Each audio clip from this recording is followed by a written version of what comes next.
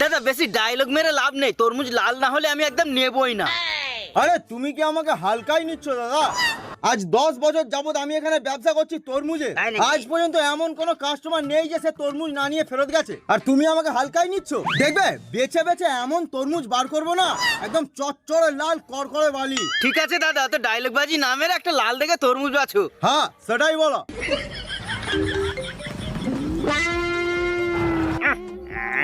কি আবার ফোন করে কেন?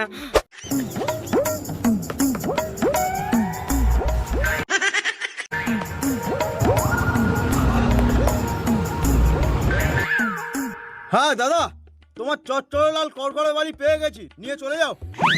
নিয়ে কোথায় চলে যাবো দাদা? মালটা কাটো। আরে দাদা কাটতে হবে না, আমার উপরে পুরো চোখ মুজিয়ে বিশ্বাস করতে পারো, পুরো লাল টকটকে হবে, কট করে লাল। দাদা আমি চোখও মুজবো না, তোমার ওপর বিশ্বাস